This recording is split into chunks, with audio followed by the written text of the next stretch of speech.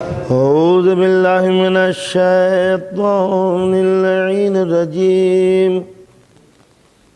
بسم الله الرحمن الرحيم. الحمد لله رب العالمين، والصلاة والسلام على أشرف الأنبياء والمرسلين، خاتم النبيين سيد الأولين والآخرين، شفيع المذنبين أبي القاسم محمد وآله الطيبين الطاهرين المعصومين المظلومين المنتجبين، ولعنة الله على أعدائهم أجمعين. أما بعد، فقد قال الله تعالى وتبارك في القرآن الحكيم: بسم الله الرحمن الرحيم. فأقم وجهك للدين حنيفا فطرة الله التي فطر الناس عليها لا تبديل لخلق الله ذلك الدین القیم. صلوات پڑھیں محمد والے.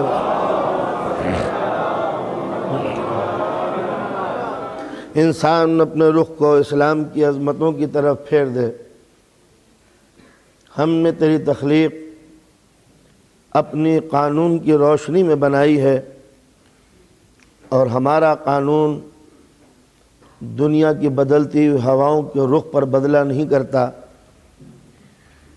یہی وہ سیدھا دین ہے سیدھے انسان کے لیے. موضوع بحث یہ تھا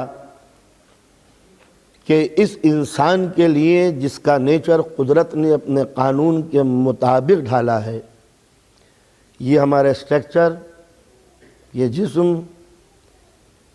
جسم کی بناوٹ، یہ اس عنوان سے بنائی گئی ہے کہ خدا کے قانون کے سانچے میں یہ پوری طرح فل اپ ہو سکے.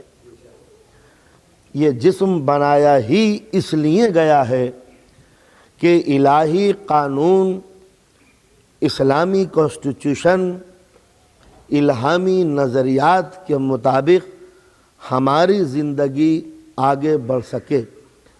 جب بھی انسان الہی قانون کے خلاف قدم اٹھاتا ہے، انسان کے جسم کی اندر کی بناوٹ، انسان کا اپنا نیچر، انسان کے اپنے خط و خال، چہرے سے لے کر پیر تک اس خلاف قانون منزل پر قدم رکھتے ہوئے گھبراتے ہیں. انسان جب بھی گناہ کی طرف، گناہ وہ کہ جو الہی قانون کے خلاف ہو، تو جب بھی انسان گناہ کی منزل پہ قدم رکھتا ہے، ضمیر انسانی اس عمل کو لائق نہیں کرتا. لہذا قدرت نے جو قانون بنائے ہیں وہ کچھ اس انداز سے کہ جو میرا ضمیر کہتا ہے وہی قانون کہتا ہے. اگر قانون کی آواز بھی سمجھ میں نہ آئے تو جو قانون کہتا ہے وہی معصوم کہتا ہے. تو معصوم کا قول وہی ہے جو قرآن کا، اور قرآن کا حکم وہی ہے جو ضمیر انسانی کا. نہ ضمیر قرآن کے خلاف ہے، نہ معصوم قرآن کے خلاف. یہی وجہ ہے کہ جب معصوم کہتا ہے تو قرآن اس کی تائید کرتا ہے، اور جو قرآن کہتا ہے نفس اس کو تسلیم کرتا ہے. تو جب انسان حق کی آواز پر لبیک کہتا ہے تو اس کا نام ہے مسلم. مسلم کے معنی ہے قانون کے آگے سر کو جھکا دینا، تسلیم و رضا کی منزل. یعنی جو آپ کہہ رہے ہیں میں اس کو ایکسیپٹ کر رہا ہوں، جی ہاں یہی ہے. تو جب میں نے قانون کے آگے سر جھکا لیا تو اس کے معنی ہے کہ قانون ہمیں ایکسیپٹ ہے، ہمیں منظور ہے. اس کے معنی ہوئے مسلم. لیکن جب قانون کوئی آرڈر دے تو دل مانتا ہے کہ جو یہ کہہ رہا ہے وہ صحیح کہہ رہا ہے۔ ذرا جملے بھرپور توجہ۔ حکم اسلامی قرآن جب آرڈر دیتا ہے تو دل مانتا ہے کہ یہ صحیح کہہ رہا ہے، لیکن ذاتی فائدے کے لیے، اپنے لالچ کے لیے، غرض کے لیے، اپنی تمناؤں کے لیے، اپنی خواہشات کے لیے، اپنے مفاد کے لیے انسان اس کا انکار کرتا ہے۔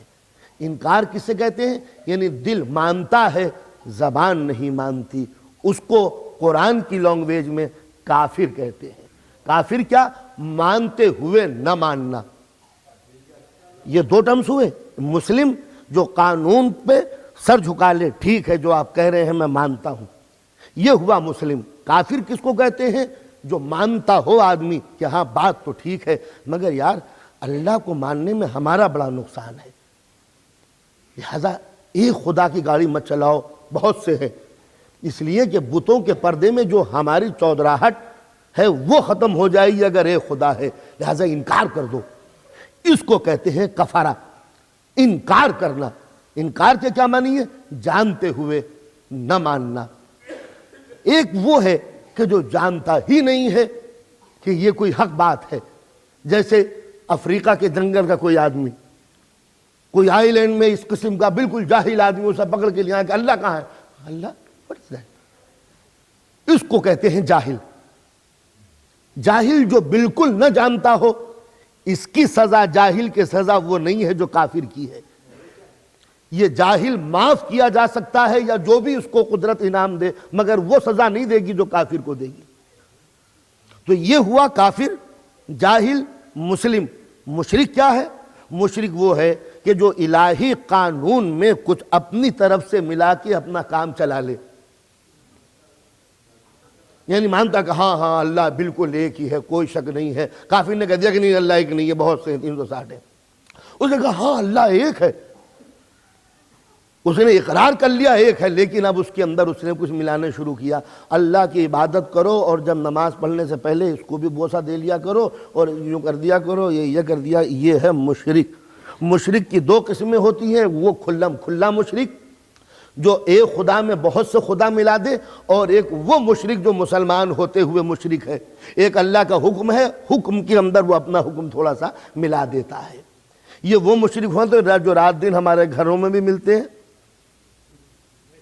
دکانوں میں ملتے ہیں، اور ہم بھی، یعنی مومن ہوتے ہوئے بھی ہم مشرک ہو جاتے ہیں کہ یہ شریعت کا حکم ہے اور یہ ہمارا تھوڑا سا اس کے اندر۔ تو یہ مختلف ٹرم جو میں نے بیان کی تاکہ ہمارے بچوں کے دماغ میں۔ منافق وہ ہے کہ جب مسجد میں گیا اللہ اکبر، جب مندر کے سامنے گزرا جے بھگوان، نہ اس کو ناراض کرنا ہے نہ اس کو ناراض کرنا ہے، سب کو اپنا۔ یہ ہوا منافق، سمجھے؟ یہ کسی کا دل توڑنا نہیں چاہتا ہے۔ جب کافروں میں جاتا ہے، ارے میں ہم تو مذاق کرنے کے لیے رسول اللہ کے پاس گئے ہیں کہ ویسے بلا ہم اور وہ اسلام کیا تو ہے، اور جب یہ ان کے پاس ہوتا حضور منافق بڑے خطرناک لوگ ہیں۔ تو وہ منافق جو کہیں مانتا ہے کہیں نہیں مانتا، مشرک جو مانتا ہے مگر اپنی تمناؤں کو بھی اس میں ملا دیتا ہے، کافر جو جانتے ہوئے انکار کر دیتا ہے، جاہل جو بیچارہ بالکل نہیں جانتا، مسلم جو قانون کے آگے سر کو جھکا لیتا ہے۔ ایک لفظ اور رہ گیا، مومن جو قانون کے آگے سر بھی جھکا دیتا ہے اور دل بھی جھکا دیتا ہے۔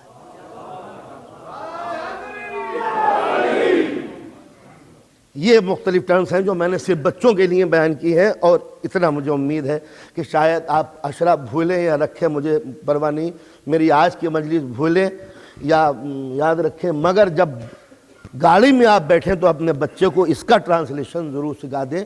مشرک، مومن، منافق، جاہل، یہ کیا کیا چیزیں ہیں، یہ ٹرمز ہمیں یاد ہونی چاہیے، چونکہ بہت سی چیزیں ہیں جو ہم پڑھتے چلے جاتے ہیں مگر اس کے ایکچول میننگ نہیں جانتے۔ ایک مرتبہ صلوات پڑھیں محمد والے میں۔ تو عرض کر رہا تھا کہ پروردگار عالم نے جو میری جسم بنایا، یہ میری باڈی بنائی، میرا یہ حلیہ بنایا، وہ اس ٹائپ کا بنایا کہ قانون مجھ میں فل اپ ہو سکے اور میں قانون کے اندر ڈھل سکوں ان دونوں کے اندر اتنا ربط ہے، اتنا میچ ہے، اتنا کنیکشن ہے، اتنا ربط ہے کہ جو قانون کہتا ہے وہ میرا دل بھی مانتا ہے، اور جو میرا دل کہتا ہے. یہ وجہ کہ قرآن مجید نے ایک بات مجھے یاد آ گئی، قرآن مجید نے یہ کہا کہ یہ جو کافر ہے یہ رسول کو اپنی اولاد سے زیادہ پہچانتے ہیں. اس کی میننگ بھی یہی ہوئے کہ رسول جو کہہ رہے ہیں ان کا دل بھی جان رہا ہے کہ یہ رسول ہے، سچا رسول ہے. اس کے معنی حق کا پہچان کی یہی علامت ہے کہ وہ زیادہ جانتے ہیں. ابھی میں جس گاڑی میں آ رہا تو وہاں یہی بحث چھڑی ہوئی تھی. میرے شریک سفر نے اس ٹائم سے جب آ رہا تو سوال کیا کہ یہ جو اہل بیت کے ستانے والے تھے کیا یہ ان کی عظمتوں سے واقف نہیں تھے؟ تو میں نے یہی جواب دیا، یاد رکھیے عصمتوں سے وہی ٹکراتا ہے جو ان کی پوری طرح معرفت رکھتا ہے. وہ ہم سے زیادہ جاننے والے تھے. کون تھے؟ اس لیے کہ ہم سے خدا کو ہم سے زیادہ وہ پہچانتا جس کا نام ہے ابلیس. اگر نہ پہچانتا تو ٹکراتا کیسے؟ تو بزم کے بیٹھنے والے ہی تو ٹکراتے ہیں. بیچارہ غریب آدمی جو پیدا ہوا ہو تو ویسے ہی ڈراتا ہے. تو لہٰذا انسان کا ضمیر، انسان کی روح، انسان کا شعور، انسان کا ادراک، انسان کے احساس، انسان کی قوت فکریہ یہ زیادہ قانون کو جانتی ہے کہ جو یہ کہہ رہا ہے وہ اس پر ضمیر انسانی خود اوکے کہتا کہ ہاں ایسا ہونا ہی چاہیے. اسی واسطے میں بار بار اپنی مجلسوں میں چیلنج کرتا ہوں کہ شریعت اسلامیہ حقہ کی سب سے بڑی خوبی یہ ہے کہ اس نے جتنی چیزوں کو حرام قرار دیا ہے وہ عقل کے نزدیک بھی حرام ہے. یہ اور بات ہے کہ انسان دل فریبیوں میں اتنا مبتلا ہو جائے کہ اس کو برا کہتے ہوئے بھی کہتا ہے کہ نہیں ہاں ہے تو بری مگر ہاں تھوڑی سی پی لینی چاہیے. یہ کیا ہوا کہ ضمیر انسانی تو کہا ہے کہ بہت بری چیز ہے، مگر فریب خوردہ انسان، وسوسوں کا شکار خوردہ انسان، لذتوں کا بگڑا ہوا انسان، ذائقے کے ہاتھوں بکا ہوا انسان، ضمیر کے آگے کچلا ہوا انسان اس حق کو پہچان کے بھی تسلیم نہیں کرتا. لہذا جو کچھ اسلام میں ہے وہ ضمیر انسانی میں ہے، جو کچھ قرآن میں ہے وہ شعور انسانی میں ہے. لہذا اگر اسلام کا سمجھنا ہو تو انسان اگر اپنے جسم کو سمجھ لے تو اسلام آسانی سے سمجھ میں آ سکتا ہے. اس لیے کہ من عرف نفسہ فقد عرف ربہ، جس نے اپنے نفس کو پہچان لیا اس نے خدا کو پہچان لیا. یہ معمولی سا جسم نہیں. مولا کائنات ایک شعر میں فرماتے ہیں اتزعم انک جرم صغیر وفیک انت والعالم الاکبر. کیا تو یہ سمجھتا ہے کہ یہ تیری باڈی کوئی اسمال باڈی ہے؟ سمجھتا ہے کہ تیرا چھوٹا سا جسم ہے؟ وفیک انت والعالم الاکبر، ایک پورا یونیورس ہے جو تیری زندگی کے اندر سمایا ہوا ہے. تو معلوم ہوا ہے کہ جس کا نام ہے چھوٹی سی زندگی ایک پورا یونیورس ہے. عالم الاکبر پورا یونیورس ہے جو اس انسان کی زندگی کے اندر سمایا ہوا ہے. اس کے معنی ہے کہ اگر کوئی اسلامک پرابلم اس کو پریشان کر رہی ہو، کوئی اسلامی مسئلہ اگر الجھا ہوا ہو تو کسی کتاب پڑھنے کی ضرورت نہیں ہے. صرف انسان ریسرچ کر کے، غور کر کے، فکر کر کے انسان اپنی زندگی کو دیکھ لے، اسلام کے سارے مسئلے سمجھ میں آ جائیں گے. انسان کی سب سے بڑی پرابلم یہ ہے کہ آیا اس کائنات کے پیچھے کسی خالق کا ہاتھ ہے یا نہیں، یا یہ کائنات خود بخود بن گئی. سب سے بڑا مسئلہ اس وحدت الوجود کو تسلیم کرنے کا ہے. آیا کچھ کائنات کے پیچھے کوئی خدا ہے یا نہیں؟ ویسے رات دن انسان یہی کہتا ہے. تصویر دیکھ کے مصور کا خیال ہوتا ہے، بلڈنگ دیکھ کے بلڈر کا تصور ہوتا ہے، کلام کو دیکھ کے شاعر کا خیال آتا ہے، تقریر کو سن کے مقرر کا خیال آتا ہے. مگر یہ تسلیم کرتا ہے کہ اگر کہیں باہر بیسمنٹ میں میری آواز جا رہی ہے تو وہ سوچتا ہے جب آواز آ رہی ہے تو مقرر بھی ہوگا، جب تصویر ہے تو مصور بھی ہوگا، جب عمارت ہے تو بنانے والا بھی ہوگا، جب شعر ہے تو شاعر بھی ہوگا. تو جب ان چیزوں کو دیکھ کر ہمارے ذہن میں کسی بنانے والے کا تصور ہوتا ہے تو بلڈنگ کو دیکھ کے احساس ہوتا ہے کہ کوئی معمار ہے، تو کائنات کو دیکھ کے خیال نہیں آتا کہ کوئی بنانے والا ہے. یہ پوری یونیورس کو دیکھنے کے بعد کا دماغ نہیں مانتا کہ ہاں کوئی ہے. اور اگر نہیں مانتا کہ وہ ہے تو نظر کیوں نہیں آتا؟ میں کہتا ہوں کہ تمہارے جسم میں دیکھ لو، کوئی چیز ہے جو نظر آتی ہے؟ اس جسم انسانی میں جو سب سے بڑی چیز ہے وہ روح دیکھی ہے کبھی؟ نہیں دیکھی تو نہیں. اچھا انکار کر دو، کہہ دو کہ خالی باڈی ہی باڈی ہے. لیکن آج کی سائنسی دنیا بھی یہ نہیں کہہ سکتی کہ انسان صرف باڈی کا نام ہے، کہتی ہے کچھ نہ کچھ تو ہے. اب چونکہ وہ کہتے ہوئے دل گھبراتا ہے لہٰذا وہ اس کو انرجی کا نام دیں گے، گھما پھرا کے کچھ نہ کچھ کہیں گے. میں کہتا ہوں کہ جو بھی نام دو ہمیں اس سے کوئی غرض نہیں، مگر اس جسم میں، اس باڈی میں کوئی نہ کوئی چیز ضرور ہے جس کا نام ہے سول. جو کنٹرول کر رہی ہے پوری زندگی میں، ورنہ مرنے کے بعد تم ٹمپریچر اپلائی کر کے زندگی پھر بنا سکتے تھے۔ لیکن یہ کہ مردہ مر گیا اور اس کے بعد جو ہے تم بے بس ہو، تو کوئی نہ کوئی چیز تو ہے۔ اگر ہیٹ ہوتی جس کا نام ہے ٹمپریچر، کے انسان کے جسم میں بس ٹمپریچر ہے وہی اور کچھ ہے، تو ٹمپریچر اپلائی کر دو، انسان کھڑا ہو جائے گا۔ لیکن کوئی نہ کوئی چیز تو ہے، تو وہ ہے تو دیکھ لو۔ کہا دیکھی نہیں جاتی، تو اس چھوٹے سے جسم میں جو طاقت، جب اس کو نہیں دیکھتے تو پوری کائنات کے خالق کو کیسے دکھا دوں گا؟ اچھا یہ بتاؤ کہ جو ایک جسم کے اندر جو سول اور روح ہے، تو ایک جسم میں کتنی سول ہے، کتنی روح ہے؟ تو ہر انسان کا ذہن تسلیم کرے گا کہ ایک روح اور اتنے اعضاء، ایک روح اور اتنے کام۔ میں دیکھ رہا ہوں، میں سونگھ رہا ہوں، میں چکھ رہا ہوں، میں سن رہا ہوں، ہاتھ میں رومال ہے، زبان چل رہی ہے، دماغ لگا ہوا ہے ہر کام کے اوپر، کیا پڑھنا ہے مجھے، کہاں تک پڑھوں گا، کیا پڑھنا ہے، پیر بھی ہلا رہا ہوں، جسم کو حرکت بھی دے رہا ہوں، اتنے کام ایک ہی ٹائم میں، ایک روح۔ تو جب ایک روح ایک ہی ٹائم میں اتنے کام کر سکتی ہے، تو ایک خالق ایک وقت میں سارے کام کیوں نہیں کر سکتا؟ چھوٹے سے جسم میں جب انسان من عرف نفسہ فقد عرف ربہ، اپنے نفس کو پہچان لے، خدا سمجھ میں آ جائے گا۔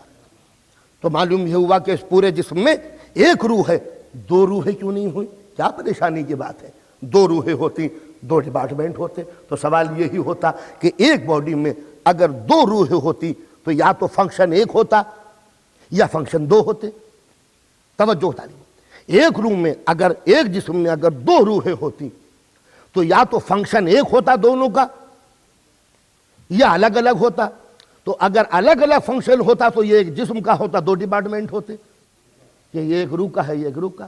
اچھا دونوں روحیں مل کے اگر ایک ہی فنکشن کرتی تو اب سوال یہ ہے کہ کیا یہ دونوں محتاج ہیں کمبینیشن کے لیے؟ تو اگر محتاج ہیں تو دونوں انکمپلیٹ ہیں، مل کے کمپلیٹ ہوئی، تو جو مل کے کمپلیٹ ہو وہ قابل تعریف نہیں ہوتا، ادھورا کہلاتا ہے۔ تو اسی طرح جب پورے جسم کے اندر ایک ہی روح ہے تو اس پوری کائنات میں ایک ہی خالق روح ہونا چاہیے۔ سوال یہ پیدا ہوتا ہے کہ ایک روح ہے آپ کے جسم میں، آپ کی عمر کتنی ہے؟ کہا 50 برس کی۔ کہا آپ کی روح کی؟ کہا یہ نہیں معلوم۔ کہا کیوں؟ کہ وہ جسم سے پہلے تھا۔ اچھا انتقال کب ہو جائے گا؟ کہا جب بھی ہو جائے۔ کہا آپ کی روح کا انتقال کب ہوگا؟ کہا ہمیں نہیں معلوم۔ معلوم تھا کہ جب جسم تھا، جب جسم نہ تھا تو روح تھی، جب جسم نہ ہوگا تو روح رہے گی۔ تو جب مخلوق کا یہ حالت ہے کہ وہ جسم سے پہلے بھی ہے، جسم کے بعد بھی ہے، تو کیا خالق کے لیے یہ کوئی بڑی بات ہے کہ وہ کائنات سے پہلے بھی ہو، کائنات کے بعد بھی ہو؟ تو جب چھوٹی سی روح کے اندر یہ بات سما سکتی ہے تو پھر خالق کائنات کے لیے یہ بات کیوں نہیں سما سکتی؟ اچھا یہ بتائیے کہ وہ روح ہے کہاں؟ انگلی میں، ہاتھ میں، دماغ میں، دل میں، پیر میں، انگلی میں؟ کہا ہر جگہ ہے۔ کہا ہر جگہ روح ہے، کوئی پرٹیکولر پلیس تو نہیں ہے کہ یہی ہے؟ کہا نہیں۔ تو یہ سمجھ میں آتا ہے کہ وہ ہر جگہ ہے مگر ایک جگہ نہیں ہے۔ تو جب جسم میں وہ ہر جگہ ہے تو اس کائنات میں بھی وہ ہر جگہ ہے مگر کہیں نہیں۔ تو جب روح میں یہ مسئلہ سمجھ میں آ سکتا ہے تو خدا کے لیے یہ مسئلہ کیوں سمجھ میں نہیں آ سکتا؟ اچھا پورا جسم ہے تو اس کے معنی یہ کمپلیٹ سول ہوگی۔ ہاتھ کاٹ دیجئے تو اس کے معنی یہ کہ روح بھی کٹ گئی؟ انہوں نے کہا نہیں، روح اپنی جگہ پر ہے۔ کہا یہ پورا ہاتھ کاٹ دیجئے؟ انہوں نے کہا روح اپنی جگہ پر ہے۔ کہا چھوٹی ہو گئی؟ انہوں نے کہا نہیں، آدمی چھوٹا ہو سکتا ہے، روح چھوٹی نہیں ہو سکتی۔ تو معلوم یہ ہوا کہ وہ، اب میں کہوں کہ ظرف مکان میں جب روح نہیں سما سکتی تو ظرف کائنات میں خدا کیسے سما جائے گا؟ جب یہ نہیں کہہ سکتے کہ چھوٹی ہو گئی، کٹ گئی، تو اس کے معنی ہے کہ جب کٹ گئی تو پھیل گئی ہوگی ادھر کو۔ انہوں نے کہا کہ نہیں، جسم کٹ سکتا ہے، وہ چھوٹی بڑی نہیں ہوتی۔ اچھا یہ بتائیے جب آپ 2 برس کے تھے آپ کی روح کی عمر کیا تھی؟ یہ بچی روح، یہ بوڑھی روح، یہ جوان روح؟ انہوں نے کہا کہ نہیں، چاہے آدمی بچہ ہو یا بوڑھا ہو یا جوان ہو، جسم میں تبدیلی آ سکتی ہے اور روح میں تبدیلی نہیں آ سکتی. تو جب روح چینج نہیں ہو سکتی تو لن تجد لسنت اللہ تبدیلا، تو اللہ کیسے تبدیل ہو جائے گا؟ تو جب مخلوق کو اس نے ایسا بنا دیا جو چینج نہ ہو سکے، تو کیا خدا کی ذات بھی ایسی ہوگی کہ پہلے تجربہ کار تھا، بات کو ذرا ڈھیلا پڑ گیا، اب تو بالکل ہی بوڑھا ہو گیا؟ تو جب روح کے اندر چینج نہیں ہو سکتے تو معبود کے اندر چینج کیسے ہوں گے؟ اچھا ماشاءاللہ، اب ذرا آ جائیے اور آگے فیملی والی باتیں. آپ کسی کے بیٹے ہیں؟ ہاں. آپ کسی کے باپ ہیں؟ بالکل. یہ بتائیے جس کے آپ باپ ہیں، کیا اس بیٹے کی روح بھی آپ کی روح کی بیٹے ہے، باپ ہے؟ یہ میرا بیٹا، یہ میرا بیٹا ہوا، تو کیا اس کی روح بھی میری روح کی بیٹا ہے؟ انہوں نے کہا نہیں، یہ جسم جو ہے یہ آپ کا بیٹا ہے، اس کی روح اس روح کی بیٹا نہیں ہے. معلوم ہوا کہ جسم کا بیٹا ہوا کرتا ہے، روح کا بیٹا نہیں ہوا کرتا. اچھا جب روح کا بیٹا نہیں ہوتا تو کیا میرا باپ جو ہے یہ اس کی روح میرے روح کی باپ ہوگی؟ انہوں نے نہیں، آپ میں جو رشتہ ہے وہ باپ بیٹے کا ہے، روحوں کا رشتہ باپ بیٹے کا نہیں ہے. تو معلوم ہوا نہ روح کسی کی باپ ہے نہ روح کسی کا بیٹا ہے. تو جب روح کا کوئی بیٹا نہیں تو خدا کا بیٹا کیسے ہوگا؟ جب روح کا کوئی باپ نہیں تو خدا کا باپ کیسے ہوگا؟ کہتے کہ میاں وہ لم یلد وہ لم یولد، نہ وہ کسی کا بیٹا ہے نہ کسی کا باپ ہے، تو اس طرح کہہ سکتے ہیں نہ روح نہ کسی کی اولاد ہے نہ روح کا کوئی باپ ہے. صلوات پڑھیں محمد والے. من عرف نفسہ، جس نے اپنے نفس کو پہچان لیا اس نے اپنے خدا کو پہچان لیا. کس قدر اسلامی باتیں ہیں ہمارے جسم کے اندر. تو آپ آئیے، یہ تو ہوئی بیٹے کی منزل کہ کوئی بیٹا نہیں ہے. اب جو مذہب یہ کہتا ہو کہ خدا کے بھی ایک بیٹا ہوا، تو وہ مذہب یہ بھی کہتا ہے کہ خدا کی ایک بیوی بھی ہوئی. اس لیے کہ جب بیٹا تسلیم کیا تو بیوی کو تسلیم کرنا پڑے گا. جب بیوی کو تسلیم کرنا پڑا تو جسم اور باڈی کو تسلیم کرنا پڑے گا. اس لیے کہ شادی جسم کی ہوتی ہے، شادی روح کی نہیں ہوتی. آپ کی شادی کب ہوئی تھی؟ انہوں نے کہا جب 25 برس کے تھے. اور آپ کی روح کی شادی کب ہوئی تھی؟ انہوں نے کہا کہ روح تو کنواری ہے. روح کنواری؟ ارے وہ شادی نہیں ہوگی روح کی. انہوں نے کہا نہیں، شادی جسموں کی ہوا کرتی ہے، روح کی شادی نہیں ہوگی. تو کیا روح کو ضرورت نہیں ہے؟ انہوں نے کہا نہیں، یہ صرف جسم کے تقاضے ہیں، روح ان تقاضوں سے بہت بلند چیز ہے، اس کا کوئی تعلق نہیں ہے. تو معلوم یہ ہوا کہ جب اس روح کو بیوی کی ضرورت نہیں تو خدا کو بیوی کی ضرورت کیوں پڑی؟ تو اس کے معنی یہ ہے کہ اچھا ہی کیا آدم کے بیٹوں نے خدا کے بیٹوں کو صلیب پہ چڑھا دیا، کراس پہ. اچھا نہیں ہوا؟ خدا کا بیٹا آیا تھا، یہودیوں نے پکڑ کے اسے کراس پہ چڑھا دیا، جیسس کرائسٹ کو. خدا کا بیٹا تھا. اچھا ہوا، یوں کہہ رہا ہوں کہ ایک آدم کے جب اتنی جنریشن ہے کہ دنیا کو پلاننگ کی ضرورت پڑنے لگی، تو اگر کہیں آدم کی نسل کے ساتھ ساتھ یہ خدا کی نسل بھی چلنے لگتی تو اس کے لیے تو no space, no room in the world, you can go there. تو اس کے معنی یہ ہے کہ خلاف عقل بات ہے. خلاف عقل بات ہے تو دل نہیں مانتا. جب دل نہیں مانتا تو خلاف مذہب ہوئی. تو یہی ہے اسلام. کیا ہے؟ جس کو دل تسلیم کرتا ہو، جس کو دل تسلیم کرتا ہو. تو جب روح ایک مجرد شے ہے کہ جس کو شادی کی ضرورت نہیں پڑتی. اب ایک مسئلہ بائی دا وے جو ہمارے نوجوانوں کو بعض اوقات الجھنوں میں مبتلا کر دیتا ہے کہ جنت یہ روح کی لذت کا نام ہے یا جسم کی لذت کا نام؟ پرابلم یہ پیدا ہوئی کہ روح یہ جنت میں جائے گی. جنت جو ہے وہ روح کے جانے کی جگہ ہے یا جسم کے جانے کی جگہ ہے؟ تو اگر یہ روح کے جانے کی جگہ ہے تب تو یہ حور وغیرہ یہ سب غلط بات ہے. تب تو عربوں کے مطلب کی جنت ہوئی نہیں. تو اگر روح کے جانے کے ساری روحیں جائیں گی جنت میں تب تو واقعی جنت ہے. ٹھیک ہے بس ہوگی, ہمیں کوئی دلچسپی فی الحال نہیں ہو سکتی. لیکن ہاں اگر کسی دن خدا کی بارگاہ میں مقدمہ دائر کر دوں کہ آپ نے میری روح کو جنت میں کیوں جگہ دی, خدا کا وکیل کہے گا اس لیے کہ نماز پڑھی تھی. یہ پالنے والے, یہ نماز میرے جسم نے پڑھی تھی یا روح نے؟ تم نے جہاد کیا تھا تو جہاد میں میری باڈی زخمی ہوئی تھی یا روح؟ تم نے روزہ رکھا تھا تو یہ روزے کی بھوک اور پیاس میری روح کو لگی تھی یا جسم کو؟ تیری عدالت کے قربان, تکلیف تو جسم اٹھائے, مزہ روح کرے.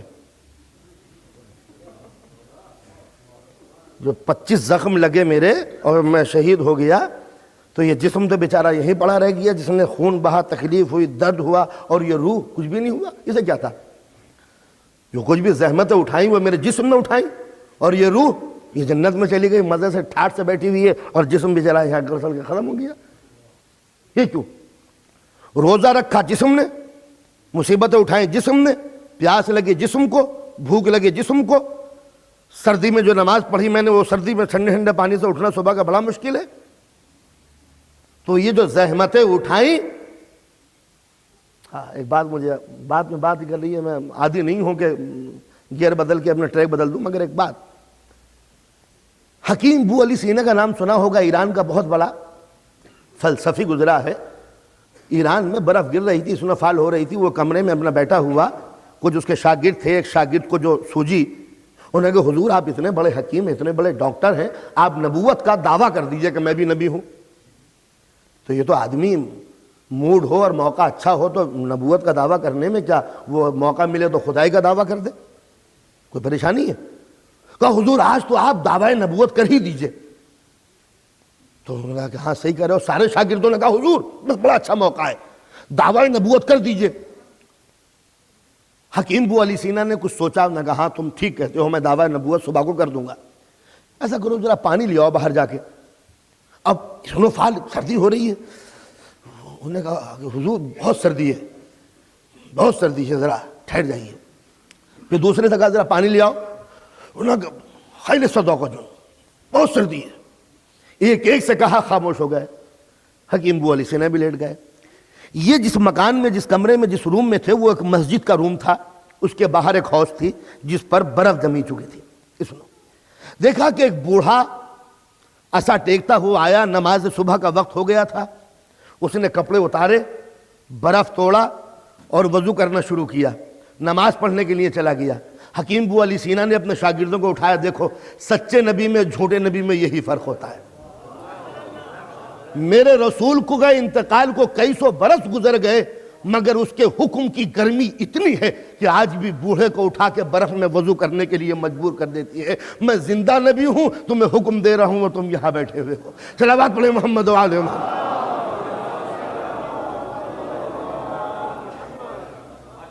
تو عرض کر رہا تھا, یہ تو صرف ٹریک بدلا تھا ذرا تاکہ صبح کو میرا نوجوان بے نمازی نہ بنے, اس لیے کہ نماز سے وہی نظر انداز کر دیتا ہے جس کو یقین ہو جائے کہ رسول کا انتقال ہو چکا. اب کوئی معصوم دنیا میں نہیں ہے. یاد رکھیے وہ اور قومیں ہوں گی جن کے سر پہ کوئی معصوم نہیں ہے, تمہارا معصوم بحمد اللہ زندہ ہے.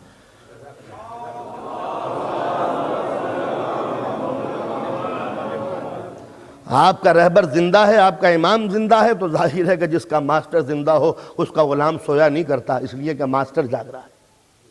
ورنہ پھر توہین کا الزام آ جائے گا کہ ماسٹر کھڑا ہوا ہے اور آپ سو رہے ہیں. تو لہذا عرض یہ کر رہا تھا کہ جہاد میں جسم زخمی ہوا, مزہ روح نے کیا. روزے جسم میں رکھے, مزہ روح نے کیا. وضو کی, ٹھنڈا پانی جسم کو لگا, تکلیف میرے جسم کو ہوئی, مزہ روح کرے. تو لہذا اس کی عدالت کو کیا ہو گیا ہے کہ زحمت جسم برداشت کرے اور مزہ صرف روح لے لے. تو خدا کی عدالت کے خلاف ہے, لہذا انسان کو اٹھایا جائے گا اس جسم کے ساتھ, اسی روح کے ساتھ. اس لیے کہ نیکیاں دونوں نے ایک ساتھ کی ہے تو جزا بھی دونوں کو ایک ساتھ ملے گی. دقتیں دونوں نے ایک ساتھ اٹھائی ہیں تو انعام بھی دونوں کو ایک ساتھ ملے گا. اب آپ کہیں گے یہ جسم اور جنت میں جائے تو حضور نے اسی واسطے اس جسم کو جنت میں پہنچا کے بتا دیا، جو محمد کے دین پر چلے گا وہ سمجھ لے میرے جسم کو معراج ہوئی ہے، میری روح کو معراج نہیں ہوئی۔ تو جو جسمانی معراج کے قائل ہوں کہ سرکار دو عالم کو جسمانی معراج ہوئی ہے، اور جو یہ قائل ہوں کہ حضور کی جوتیاں بھی پہن کے گئے تھے، وہ جناب موسیٰ تھے جن سے جوتیاں اتروا لی گئی تھیں، اور جب یہ پہنچے جوتیاں پہن کے آ جاؤ۔ اللہ کی قسم اسی دن سے یقین ہو گیا کہ اگر مومن وابستہ ہو جائے نبی کے قدموں سے تو جوتیوں سے افضل ہو سکتا ہے۔ جب چمڑے کی جوتیاں پیر سے مل کے جنت میں جا سکتی ہیں تو مومن کا دل قدموں سے لپٹ کر جنتی کیوں نہیں بن سکتا؟ صلوات علی محمد و آل محمد۔ تو لہٰذا جنت نام ہے جسم اور روح کے اتحاد کے انعام کا، دونوں نے مل کے چونکہ زحمتیں کی ہیں لہٰذا ان کو انعام جنت میں ملنا چاہیے۔ اب جو جسم کے تقاضے ہوں، جو جسم کی ڈیمانڈ ہو، جو جسم کی ضرورتیں ہوں، وہ ضرورتیں اللہ جنت میں پورا کرے گا۔ اب بائی دا وے ایک بات مومنین کہتے ہیں، کہنی نہیں چاہیے ممبر پہ، مگر میں نہیں چاہتا کہ کسی نوجوان کے ذہن میں کوئی شبہ رہ جائے۔ انہوں نے کہا صاحب یہ مردوں کو تو حوریں ملیں گی، اگلا جملہ آپ خود سوچ لیں۔ یہ اصل میں مونوپولی جو ہوتی ہے اپنی، یہ اصل میں پریشانی کا سبب بنتی ہے کہ صاحب ہماری شریک حیات ہے، ہماری بیوی ہے، ہم جنت میں جائیں گے، ان کا کیا ہوگا؟ یہ ایک تصور ابھرا۔ تو سوال یہ پیدا ہوتا ہے کہ آپ کا نکاح دائمی ہے یا اسی دنیا سے متعلق ہے؟ یعنی پرماننٹ نکاح کہ یہاں بھی بیوی ہو، جنت میں جانے کے بعد بھی بیوی ہے؟ بڑی پریشانی یہ ہو جائے گی الہی عدالت کو کہ فرض کیجئے کہ شوہر جو ہے وہ جنت میں چلا گیا، بیوی خطا کار تھی، ایسا نہیں ہو سکتا کیا؟ اب یہ جنت میں چلا رہے ہیں میری بیوی لاؤ، اور وہ ہے ادھر۔ دوسرا رخ، بیوی ہے مومنہ، وہ جنت میں ہے، یہ تھے بدماش، یہ چلے گئے ادھر، اور یہ کہہ رہے ہیں کہ واہ جہاں میری بیوی ہے وہاں میں۔ تو لہٰذا یہ رشتہ جو ہے نکاح کا، یہ جب تک ہے جب تک کہ سانس باقی ہے۔ ادھر سانس قطع ہوئی، عدے کا دن تمام ہوئے، نہ آپ اس کے شوہر ہیں نہ وہ آپ کی بیوی ہے۔ لہٰذا ہر مومن یہ سمجھ لے۔ لیکن ہر قانون کے اندر ایک نہ ایک تو بیک ڈور ہوتا ہے۔ اب اگر فرض کیجئے دونوں مومن ہیں، دونوں جنتی ہیں، اور دونوں یہ چاہتے ہیں کہ ہم ساتھ رہیں، تو جنت تو نام ہی ہے دل کی ہر تمنا کے نکل جانے کا۔ تو لہٰذا یہ آپ کی اپلیکیشن جو ہے ریجیکٹ نہیں ہو سکتی۔ لیکن جو کفو کا حکم ہے کہ جس صلاحیت کا شوہر ہوگا اسی صلاحیت کی بیوی ہوگی، قانون وہاں بھی ہوگا۔ یہ ناممکن ہے کہ شوہر 7 درجے والی جنت میں ہو اور بیوی دوسری درجے والی جنت میں ہو، دونوں کو ایک کر دیا جائے، نہیں، جہاں پر جو بھی مطالبہ ہو قدرت کا۔ تو لہٰذا اب ایک بات اور ہے کہ صاحب قرآن مجید میں عورتوں کے کفوں کا تذکرہ کیوں نہیں ہے، مردوں کے حوروں کا تذکرہ کیوں ہے؟ بس اس فضیلت کے لیے میں بتانا چاہتا تھا، چونکہ یہ یورپ ہے لہٰذا یہ باتیں ہم انڈیا میں پاکستان میں نہیں کہہ سکتے، یہاں چونکہ بہت ایڈوانس ہے، لہٰذا ایڈوانس لوگوں کے لیے ایڈوانس مجلس ہے۔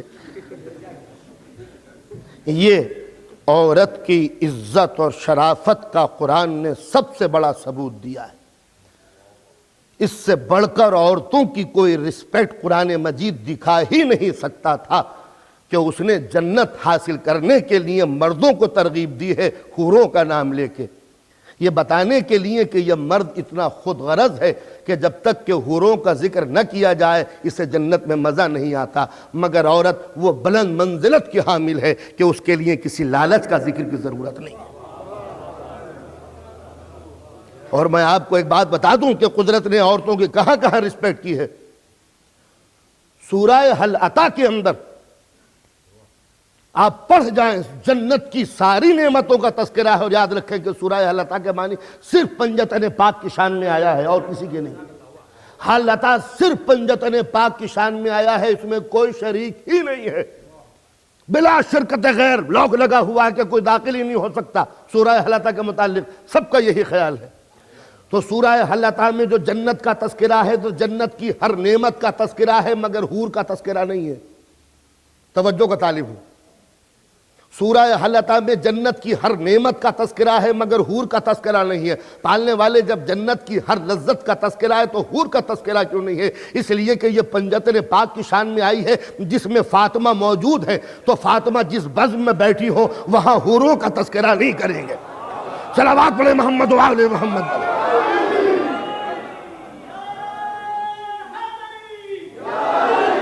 ایک مرتبہ باواز بلند صلوات پڑھیں محمد و آل محمد.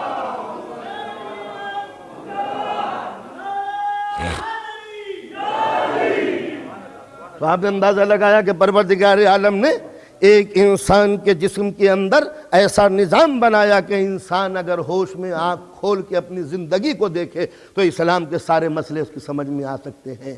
تو خدا لم یلد ولم یولد، نہ وہ کسی سے پیدا ہوا ہے نہ وہ کسی اس سے کوئی پیدا ہوا ہے. بالکل اسی طرح کہ روح کا نہ کوئی باپ ہے، روح کا نہ کوئی بیٹا ہے. روح نہ چھوٹی ہو سکتی ہے نہ روح بڑی ہو سکتی ہے. روح کی نہ کوئی شریک حیات ہے نہ روح کی زندگی کے لیے کسی ساتھی کی ضرورت ہے. جب ایک جسم کے اندر ایک روح کی مثال لی جا سکتی ہے تو پوری کائنات میں خدا کا تصور کیوں پیش نہیں کیا جا سکتا؟ اب ذرا اندازہ ملاحظہ فرمائیے کہ روح کہ ہاتھ میں یہ پورا نظام جسمانی ہے. آپ نے غذا کھائی، غذا معدے میں پہنچی، تبدیل ہوئی، بلڈ بنا، خون محفوظ ہوا. اب یہ روح کا کام ہے کہ دماغ کو آرڈر دے کہ تم ڈسٹریبیوٹ کرو. انصاف سے بتائیے، خون کا خزانہ ہے مگر یہ روح کا نظام عدالت ہے کہ ہر چیز کو اتنا ہی مل رہا ہے جتنی اس کو ضرورت ہو. بالوں کو سیاہی، دانتوں کو سفیدی، نگاہوں کے اندر روشنی، کان میں سننے کی طاقت، ناخن میں بڑھنے کی طاقت، جسم میں توانائیاں، جگر کو خون، وہ ساری چیزیں ڈسٹریبیوٹ ہوتی چلی جا رہی ہیں. معلوم ہوتا ہے کہ چھوٹی سی دنیا کے اندر کس قدر جسٹس ہے، کس قدر انصاف ہے، کس قدر عدالت ہے. معلوم ہوا کہ جو نظام روح کے ہاتھوں میں ہوتا ہے وہاں عدالت ہوتی ہے، تو جو نظام خدا کے ہاتھوں میں ہوگا وہ عدل کیوں نہ ہوگا؟ اس لیے قدرت کے لیے شرط واجب آئی کہ وہ قدرت عادل ہے، وہ رحیم ہے. بتاؤ روح ظالم ہے جسم پر یا رحیم؟ وہ کریم ہے، بتاؤ روح کریم ہے یا غیر کریم؟ وہ ستار ہے عیبوں کو چھپانے والی، بتاؤ کہ نہ جانے کتنے عیب ہیں جس کو یہ روح چھپائے ہوئے ہے. ورنہ اگر کوئی بدماش ہے تو لکھ دیا جاتا کہ یہ بدماش ہے، کوئی غاصب ہے تو لکھ دیا جاتا کہ یہ غاصب ہے، کوئی چور ہے تو لکھ دیا جاتا کہ یہ چور ہے. مگر انسان جرم کرتا ہے، روح چھپا لیتی ہے. اسی طرح جیسے انسان جرم کرتا ہے خدا چھپا لیتا ہے. تو جب وہ کائنات میں ستار ہے یہ روح میں ستار ہے. وہ کائنات میں رحیم ہے یہ روح میں رحیم ہے. رازق اس نے جس چیز کو رزق مہیا نہیں کیا، تو جب روح راضی ہو سکتی ہے اس چھوٹے سے نظام جسمانی میں اور کسی کو شکوہ نہیں ہوتا، تو اب اندازہ لگائیے کہ وہ کس کو رزق نہیں پہنچاتا. ہر جانور، کسی جانور کو یہ گلہ نہیں ہوگا کہ میں بھوکا مر گیا. آپ نے غور نہیں کیا میں نے کیا بات کہہ دی؟ کبوتر رات دن آپ دیکھتے ہیں، یہ کسی کبوتر کو دیکھا کہ بہت دبلا پتلا ہے، کسی کبوتر کو بہت جاڑا ہے، بہت موٹا ہے، کسی ڈائٹنگ کی ضرورت ہو. معلوم ہوا کہ جو نیچر کے کنٹرول میں پڑتے ہیں ایکول ویٹ ہوتا ہے. کسی جنگل میں چلے جائیے، جن کو نیچر کنٹرول کرتی ہے، رزق دیتی ہے، وہ ایک سائز کے. ہاں جو کبوتر، جو جانور آپ پالتے ہیں وہ بیچارہ وہ مر جاتا ہے. کیوں؟ اس لیے کہ اب عادل کے ہاتھ سے ہٹ کے ظالم کے قبضے میں آ گیا ہے. مولا کائنات فرماتے ہیں کہ اس دنیا میں ہر انسان کا رزق ہے، اس دنیا میں ہر انسان کا رزق ہے.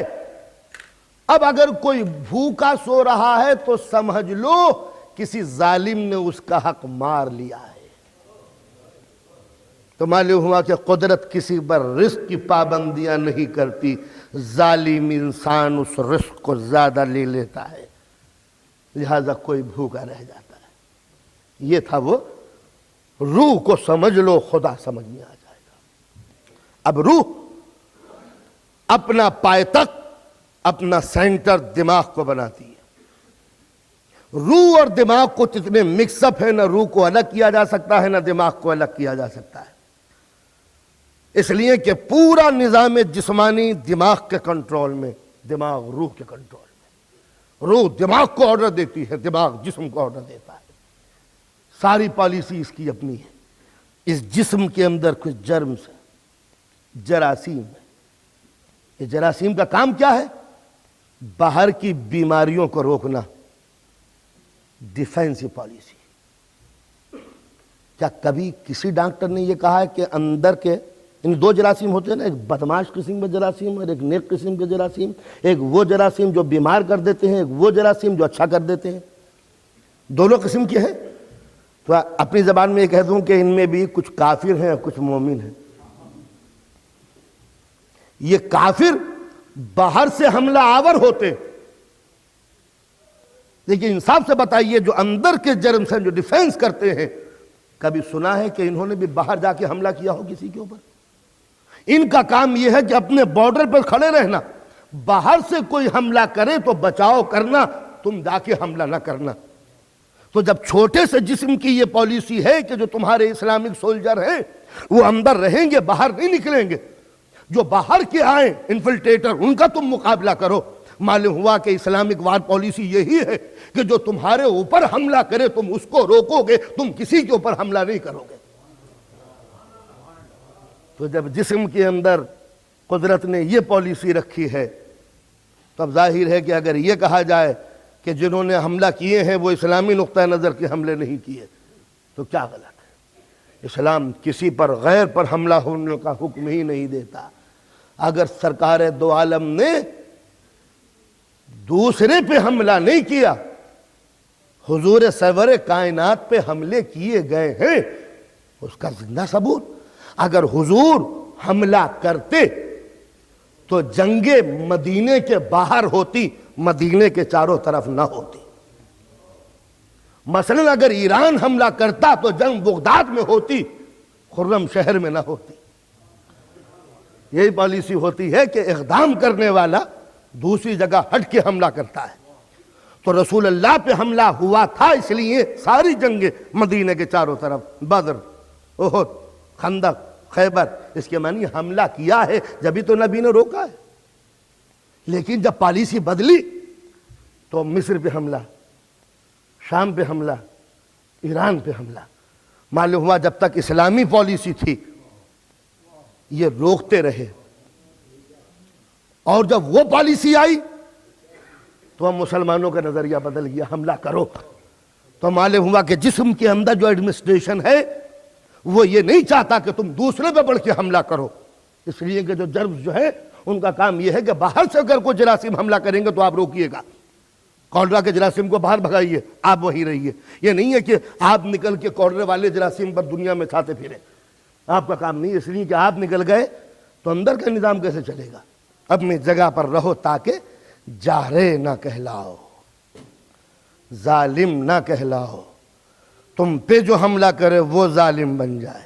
अब समझ में आया कि इमाम हुसैन ने करबला में ज़मीन क्यों खरीद ली थी।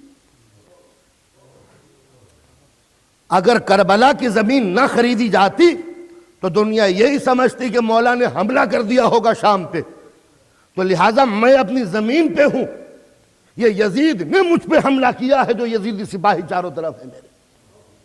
ये था करबला का वो नुक्ता नज़र, या मुझ पर हमला हुआ है, मैंने किसी पे हमला नहीं किया। मैंने हमला करता तो लश्कर मेरे साथ होता।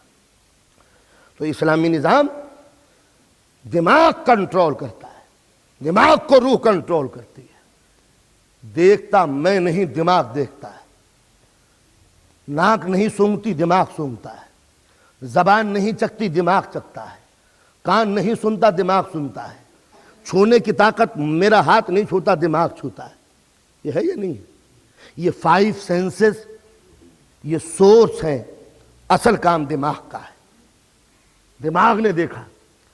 आंख का काम सिर्फ इतना है कि सामने का जो सीन है वो रेटिना पे डाल दे, रेटिना उसको लहरों में चेंज करके दिमाग तक ले जाए, दिमाग बताए कि ये कौन कौन बैठा है। तो सामने का फोटो रेटिना पे डालना आंख का काम, लेंस का काम, और चेहरों को पहचानना दिमाग का काम। अच्छा, दिमाग अपना अगर फंक्शन छोड़ दे तो रेटिना पे तस्वीरें तो आएंगी मगर पहचान ना हो सकेगी कौन है।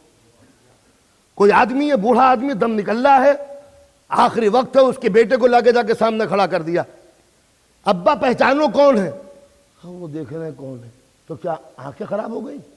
नहीं, आंखें तो नहीं खराब हुई, दिमाग का वो हिस्सा खराब हो गया है जो पहचानता है कि कौन है। تو معلوم ہوا کہ نظر نہیں دیکھتی، دماغ دیکھتا ہے، ناک نہیں سونگتی، دماغ سونگتا ہے۔ آپ نے پھول کیا، کیا ہوا کہ ذرا کولڈ ہو گیا، ذرا کچھ پتہ نہیں چل رہا کہ یہ خوشبو ہے بدبو، تو ناک ٹھیک کر دیے، دھو لیے۔ کہا کہ نہیں، دماغ کا وہ حصہ متاثر ہو جاتا ہے جب تک کہ بی کمپلیکس نہ دیا جائے، جب تک کہ کام بنتا نہیں ہے۔ تو معلوم ہوا سونگتا دماغ ہے۔ چھونا، ہاتھ چھوتا ہے یا دماغ چھوتا ہے؟ اب یقین مانیے کہ جو کچھ بھی ہے وہ دماغ کا کام ہے۔ ہاتھ کا کام اتنا ہے کہ یہ لہروں میں تبدیل کر دے دماغ تک، اور دماغ بتاتا ہے کہ یہ برف ہے، یہ آئس ہے، یہ الیکٹرک ہے، یہ فائر ہے۔ تو جو کچھ بھی کام ہے وہ دماغ کا ہے، ہاتھ کا چھونے کا نہیں ہے۔ آپ نے دیکھا ہوگا سگریٹ پی رہے ہیں، پیتے پیتے دماغ کہیں اور سگریٹ جل گئی اور ہاتھ جل گئے، کیا بات ہو گئی؟ کیا ہاتھ بیکار ہے آپ کے؟ کہ نہیں، دماغ کا وہ فنکشن جو اس کو ریسیو کرتا تھا ٹیمپریچر کو، وہ تھک گیا ہے، لہٰذا ہاتھ جل گئے، پتہ نہیں چلا۔ سنا ہوگا قرآن مجید کی تفسیر میں کہ مصر کی عورتوں کے، ایجپشین وومن کے انگلیاں کٹ گئی تھیں، پتہ نہیں چلا تھا۔ کیوں؟ سامنے یوسف تھے، چاقو چل گئے،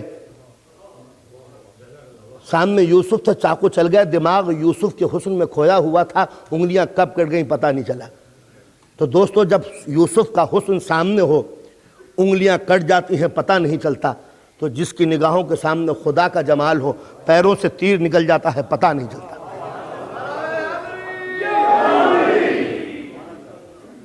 تو معلوم یہ ہوا کہ جتنے بھی یہ 5 سینس ہیں، ہمارے 5 قوتیں،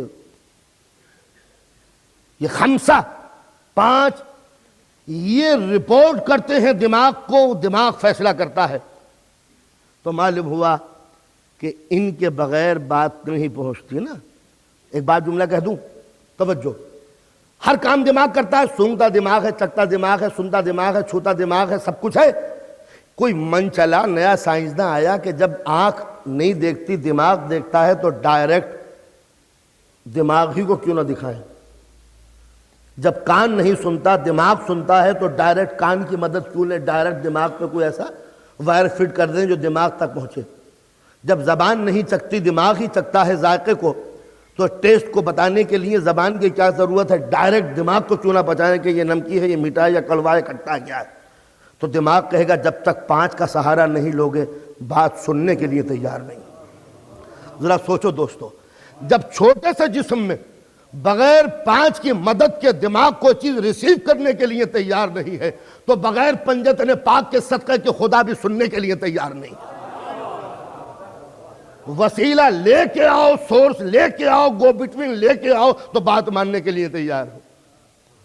تو معلوم ہوا کہ نظام جسمانی کے اندر بھی ذریعہ ہے، وسیلہ ہے، گو بٹوین ہے۔ اور اگر کوئی یہ بتا کہ ہم تو ڈائریکٹ خدا تک پہنچائیں گے، یہ پنجتن پاک کا واسطہ کیوں دیں؟ کیوں علی کا واسطہ دیں؟ کیوں معصوم کا واسطہ دیں؟ ڈائریکٹ خدا تک، تو ڈائریکٹ دماغ تک۔ تو جب یہ دماغ ریسیو نہیں کرتا، کام تو وہی کرتا ہے، مگر دیکھنا یہ کہ محسن کو بھولے یا نہیں بھولے۔ محسن نے خدا تک پہنچایا، اور جب پہنچ گئے تو محسن کی سیڑھی اتار دی۔ یہ ویسے ہی ہے جیسے اس پہ چلنا ہو، سیڑھی لگا کے چڑھ گئے، جب چڑھ گئے انہیں سیڑھی کی کیا ضرورت ہے، اتار کے پھینک دیا، یہ نہ سوچا کہ اترنا بھی پڑے گا۔ تو اسی طرح معصوم کی سیڑھی سے بام معرفت الہی تک پہنچے، اور جب خدا تک پہنچ گئے تو غداری یہ کی، کہا اب رسول کا نام مت لو، ڈائریکٹ پہنچو، رسول کا نام مت لو، سیدھا سیدھا پہنچو۔ اس لیے کہ وہ وحدہ لا شریک، معاذ اللہ جو اس لیے شریک کرے کہ خدا ان کی مدد کے بغیر کوئی کام ہی نہیں کرتا، وہ شرک ہو جائے گا۔ لیکن جو اس عقیدے کے تحت کرے کہ جب ان کے بغیر قدرت نے کوئی پیغام مجھ تک نہیں پہنچایا، تو میں اپنی تمنائیں بغیر ان کے کیسے پہنچا سکتا ہوں؟ وہ قرآن ڈائریکٹ اتار دیتا تو میں بھی جانتا، نماز ڈائریکٹ اتار دیتا تو میں بھی سمجھتا، روزہ سیدھا سیدھا آتا تو میں بھی جانتا۔ روزے کے لیے ایک معصوم روزے دار سے روزے رکھوائے، نماز پڑھانے کے لیے ایک معصوم سے کہا نماز پڑھ کے دکھا دو، ایک معصوم کے دل کے اوپر قرآن اتارا، تو جس کو اس نے سورس بنایا مجھ تک پہنچانے کے لیے، اسی کو میں نے سورس بنایا تمنائیں پہنچانے کے لیے۔ اگر وہ ڈائریکٹ پہنچاتا کہ لو مسٹر فیروز سنو الحمدللہ، تو میں بھی یہ سنا کہ لے اللہ تو بھی سن میری دعائیں، مگر جب وہ اس نے بغیر نبی کے مجھ تک کوئی بات نہیں پہنچی تو میری بات بغیر نبی کے کیسے پہنچ جائے گی؟ صلوات پڑھیں محمد و آل محمد۔ تو لہذا جو کچھ بھی مرکز وہ دماغ، اس نے حکم دیا، نظام جسمانی آیا تو معلوم یہ ہوا اب کیا کیا دماغ کا فنکشن ہے۔ وقت بہت زیادہ ہو گیا، میں ذرا شارٹ کرتا ہوں۔ تو دماغ کا کیا کیا کام؟ زندگی کے تمام کام اسی دماغ کے ذمہ۔ کپڑا خریدا، اس میں ذرا سا کٹا ہوا تھا، یہ نہیں لیں گے کپڑا خراب کٹا ہوا ہے، یہ اسپاٹ آ گیا ہے، میں دھبا یہ کپڑا نہیں لیں گے۔ چائے پی، ایک مکھی گری ہوئی تھی، چائے کیا لائے، خراب مکھی پڑی ہوئی ہے اس میں۔ کھانا کھایا، ارے پتھر تھا پھینک دیا، ارے پتھر ہے کھا لو، مکھی ہے، کیا پریشانی کی بات ہے؟ کہا نہیں، جس چیز میں خطا شامل ہو اس کو روح تسلیم کرنے کے لیے تیار نہیں ہے، جس میں خرابی ہو اس کو دل ماننے کے لیے تیار نہیں ہے، جس میں نجاست ہو اس کو من تسلیم کرنے کے لیے تیار نہیں ہے۔ تو جب چھوٹے سے جسم میں عصمت کا قانون چل رہا ہے تو پوری کائنات میں بغیر معصوم کے کام کیسے بنے گا؟ جسم کے لیے غذا چاہتے ہو پاک، اور روح کی دوا نجس۔ جب اس کے لیے اتنی احتیاط چاہتے ہو، بالکل کور رہے، ملک بالکل ٹائٹ رہے، کھلے بھی اگر کوئی بوٹل آ گئی واپس کر دی، یہ سب کھلی بھی ہے، اوپن ہے، ہم نہیں لیں گے۔ کیوں؟ ہو سکتا ہے جرمز آ جائے۔ کوئی بوٹل ہے پیک، وہی لیں گے، کھلی بھی ہے، چلو کوک پیو، نہیں پئیں گے، کیوں؟ کھلا ہوا ہے، ہو سکتا ہے نجاست آ جائے۔ تو اس جسم کے لیے وہ غذا چاہیے جس میں رچ نہ ہو، تو روح کے لیے بھی وہ غذا چاہیے جس میں نجاست نہ ہو۔ تو جب دنیاوی کمپنی کا بھیجا ہوا چاہتے ہیں پیک، کمپنی نے پیک کیا ہو، تو قدرت نے روح کی غذا بھی وہ دی جو کمپنی کی طرف سے پیکڈ ہے۔ انما یرید اللہ لیذھب عنکم الرجس اہل البیت ویطہرکم تطہیرا۔ ہم گارنٹی دیتے ہیں کہ یہ پاک ہے۔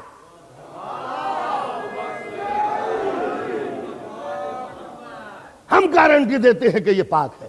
تو قدرت جن کی گارنٹی دے دے تو اب یہ گارنٹیڈ پاک ہوتا ہے۔ اب کسی کو شوق ہی ہو کہ ان گارنٹیڈ پاک ہم کھائیں گے، سڑی گلی یہ ڈسٹ بن سے اٹھا لی کھا لی، نیچے سے اٹھا کے کھا لی، یہاں فرش سے اٹھا کے کھا لی، تو کوئی بھی ڈاکٹر ماننے کے لیے تیار ہے۔ بیمار ہو جاؤ گے، چھوڑیے صاحب، بیمار ہوں گے ہم، آپ کو کیا پریشانی ہے؟ تو ہم یہ کہتے ہیں کہ جب چیز اچھی مل رہی ہے تو بری کیوں کھاتے ہو؟ یہ بات ہے نہیں، دونوں چیزیں رکھی ہوئی ہیں، ایک بالکل پیکڈ ہے، لکھا ہوا اس کے اوپر کوئی نجاست اندر نہیں داخل ہوئی، کمپنی کی سیل۔ ایک کھلی ہوئی چیز ہے جس میں غلاظت ہے۔ اب بتائیے پاگل پن نہیں ہے کہ نہیں؟ یہ بھی، ارے میاں ہر چیز میں برائی ہے تو اس میں بھی برائی ہے۔ اپنے کھانے کے لیے کوئی نہیں کہتا کہ دنیا میں جب برائی ہے تو میں گندا کھانا کھا لوں۔ تو جب اس کے لیے اتنی احتیاط ہے تو اب یہ بتائیے، ارے میں نے تو لندن جیسی نجیس جگہ جہاں کوئی قانون ہی نہیں ہے طہارت کا، وہاں پر بھی ان ہوشیاروں نے یہ کہہ دیا ہے کتا گھر گھر پالو، مگر جہاں فوڈ بکتی ہو وہاں کتا نہ لے جاؤ۔ ان کو بھی معلوم ہے کہ نجاست ہر جگہ اچھی نہیں ہوا کرتی، کچھ جگہ ایسی ہوتی ہے جہاں نجس نہ جانے پائے۔ تو جہاں جسم کی غذا ملے وہاں کتا نہ لے جاؤ، اور جہاں روح کی غذا بٹ رہی ہو وہاں نجس کو کیوں لاتے ہو؟ کس قدر مختصر سی تھیوری ہے، معمولی سی لاجک ہے، اس میں کسی حدیث قرآن کتاب کی ضرورت نہیں ہے۔ ہر انسان کا ذہن حقائق کو تسلیم کر لیتا ہے۔ تو معلوم ہوا کہ اس جسم پر غور کرو، وحدت سمجھ میں آ جائے گی۔ اس جسم پر غور کرو، عدالت سمجھ میں آ جائے گی۔ اس جسم پر غور کرو، نبوت سمجھ میں آ جائے گی۔ نبوت جانتے ہیں کیا ہے؟ روح کے کنٹرول میں دماغ، روح حکم دیتا جاتا ہے، دماغ ریسیو کرتا چلا جاتا ہے، دماغ احکامات کو ڈسٹریبیوٹ کرتا ہے۔ خدا سے احکام رسول پہ آئے، رسول کے ذریعے اماموں تک پہنچے، امام کے ذریعے امت کے اوپر پہنچے، پورا نظام جسمانی ایک معلوم ہوتا ہے۔ جب بات یہاں تک آ گئی تب ایک منزل اور بھی آگے ہمارے سامنے۔ جب یہ ایک دن اسے موت بھی آنی ہے، یہ جسم ختم ہو جائے گا۔ یہی اس چھوٹے سے جسم پر قیامت آنا سمجھ میں آتا ہے کہ جب اس ایڈمنسٹریشن پہ ایک دن تباہی آتی ہے تو ایک دن اس پوری کائنات کو ختم ہونا ہوگا، اور انسان اپنے اعمال کو لے کے بارگاہ خداوندی میں حاضر ہوگا۔ اس چھوٹا سا نظام زندگی انسان کے حوالے کیا تھا یہ کہہ کے کیا تزعم انک جرم صغیر وفیک انت والعالم الاکبر، تو نے جسم کو چھوٹا سمجھ رکھا ہے، اس کے اندر عالم اکبر سمایا ہوا ہے۔ ساتھ ہی ساتھ یہ بھی ہے کہ جو مقدس چیزیں ہوتی ہیں ان کو بچایا جاتا ہے، دوسری چیزوں کو قربان کیا جاتا ہے۔ تحفظ کا ڈیفینسو پالیسی جسم کے پاس بھی ہے۔ میں آپ کے ایک ہاتھ اس طریقے سے رسید کروں پیر کی طرف تو یہ بھی کہیں گے کہ میں بھی نوجوان ہوں، یہ فورس اپلائی کیجئے۔ میں نے پیر پہ گھونسا مارا، اکڑے رہے، میں نے ان کے بازو پہ گھونسا مارا، اکڑے رہے، میں نے کمر پہ ان کے گھونسا مارا، اکڑے رہے، سمجھے؟ بہادری سے مقابلہ کرتے رہے۔ میں نے انگلی آنکھ کی طرف کی، فوراً انہوں نے آنکھیں بند کر لی۔ فطرت نے یہی بتایا کہ گھٹیا چیزوں کا تحفظ نہیں ہوا کرتا۔ جتنی نور کی چیزیں ہوتی ہیں، جب نور کی طرف حملہ ہوتا ہے تو جسم کا نیچر اسے چھپا دیا کرتا ہے۔ تو جب جسمانی نور کی طرف حملہ ہوا تو نظر چھپ گئی، اسی طرح جب نور محمدی پر حملہ ہوا تو 12واں پردہ غیب میں چھپ گیا۔ نظام جسمانی کا قانون ہی یہ ہے۔ تو ظاہر ہے کہ جب بھی نور کے اوپر حملہ ہوگا تحفظ کے لیے ہاتھ بڑھیں گے، قدم پیچھے ہٹیں گے، دشمن کو ہٹایا جائے گا۔ ہاتھ پر وار ہو سکتا ہے، یہ ہاتھوں پر وار کیوں کیا؟ اس لیے کہ سر پہ وار آ رہا تھا۔ سر کیا ہے؟ کیپٹل ہے، دماغ کا دارالسلطنت۔ تو ہاتھ کب قربان کیے؟ جب بات سر پہ آئی۔ ہاتھ کٹ جائے کوئی پرواہ نہیں، سر تو بچ گیا۔ پیر کٹ جائے کوئی پرواہ نہیں، سر تو بچ گیا۔ تو جسم کی پالیسی کیا ہے؟ سر کو بچانے کی خاطر چاہے ہاتھ کٹوا دیے جائیں۔ اب سمجھ میں آیا کہ کربلا کے 72 کیوں کٹ گئے؟ اس لیے کہ دین کو بچانا موجود تھا۔ اب یاد رکھیے، جہاں پر یہ بات آئے کہ سر دو گے یہ ہاتھ، تو آدمی ہاتھ دے دے گا سر بچا لے گا، پیر دے دے گا سر بچا لے گا، سینے کا لہو دے گا سر بچا لے گا۔ اس لیے کہ اگر یہ کٹ بھی گئے تو زندگی باقی رہے گی، لیکن اگر سر ختم ہوا تو یہ ہاتھ خود بخود ختم ہو جائیں گے۔ تو آپ کوئی کہے گا کہ میں بڑے بیوقوف ہو، یہ ہاتھ کٹوا دیا جس میں 5 انگلیاں تھیں، یہ پیر کٹوا دیا جس میں 5 انگلیاں تھیں، تو یہ کہے گا یہ دیکھو بچا کیا لیا۔ تو اگر حسین نے 72 دے کے 1,24,000 بچا لیے تو حسین فائدے میں ہے، نقصان میں نہیں ہے۔ اگر حسین نے خود جان دے کر توحید کو بچا لیا، قرآن کو بچا لیا، عظمت اسلامی کو بچا لیا، تو حسین فائدے میں ہے، نقصان میں نہیں ہے۔ ثبوت کیسے ہے کہ یہ فائدے میں ہے نقصان میں؟ نقصان اٹھا کر بیوپاری پچھتایا کرتا ہے۔ جب کسی کو نقصان ہوتا ہے شرماتا ہے، پچھتاتا ہے، ہاں یہ میں نے کیا کیا۔ معلوم ہوتا ہے جس کو لاس ہوتا ہے وہ پچھتاتا ہے، جس کو فائدہ ہوتا ہے وہ مسکراتا ہے۔ کربلا میں ہارا کون، جیتا کون؟ یہ دیکھو کہ پچھتایا کون، یہ دیکھو کہ مسکرایا کون۔ ہر موڑ پہ دیکھو، ہر جنگ پہ دیکھو، یہ دیکھو کہ اصغر ہارے یا ہرملہ، تو یہ دیکھو کہ ہنسا کون، رویا کون۔ تو ہم نے ہرملہ کو ہتھیار پھینکتے ہوئے دیکھا، علی اصغر کو مسکراتے ہوئے دیکھا۔ معلوم ہوا جان دے کے بھی جیتے، یہ جان لے کے بھی ہارا۔ یہ ہے کربلا کی اصل تھیم، کہ کربلا میں اگر کوئی بھی ہارا ہوتا تو مجھے کسی کے جملے بتا دو، کسی کا سینٹنس جس نے کہا ہوگا ہاں یہ کیا کیا، ہاں یہ تم نے کیا کیا۔ بڑی بے خوفی ہو گئی۔ کسی کو دکھاؤ ہے کوئی؟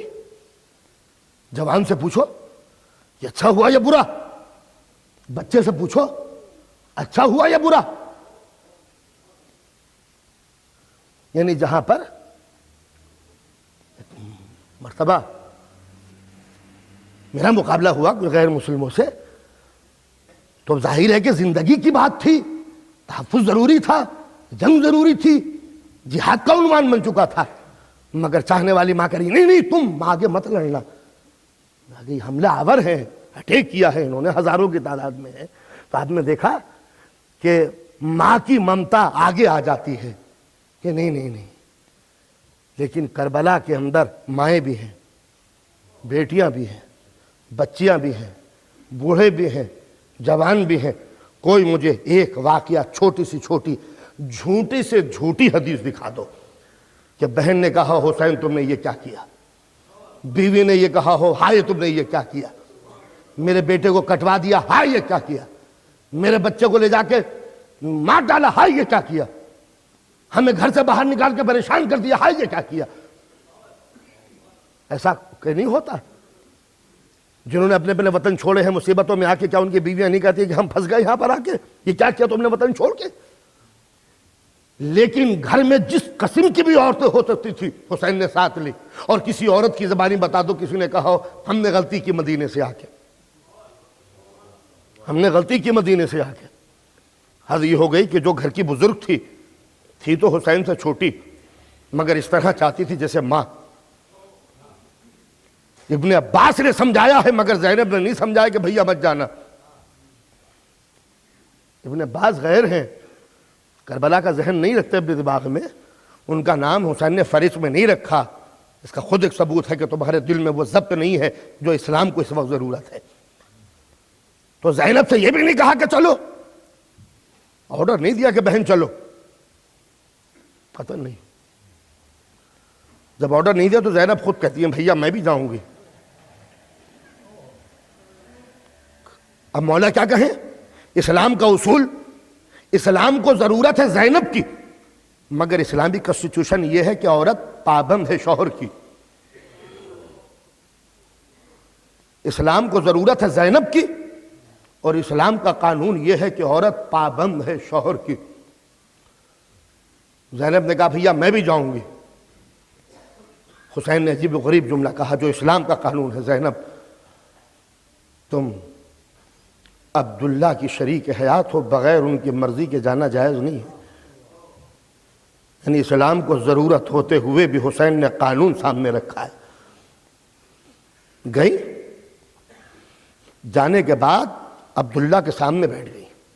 عبداللہ معلوم ہے کہ میرے بھائی جا رہے ہیں؟ کہاں؟ زینب مجھے معلوم ہے، میں بیمار نہ ہوتا تو جاتا، میں بیمار نہ ہوتا تو جاتا۔ زینب کہتی ہے عبداللہ تمہیں معلوم ہے کہ میرے بھائی چلے جائیں گے، اور تمہیں یہ بھی معلوم ہے میرا بھائی شہید ہونے جا رہا ہے؟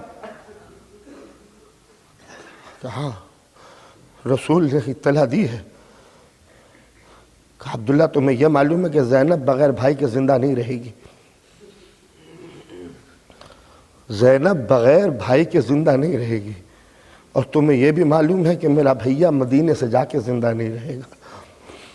عبداللہ نے کہا زینب کہنا کیا چاہتی ہو؟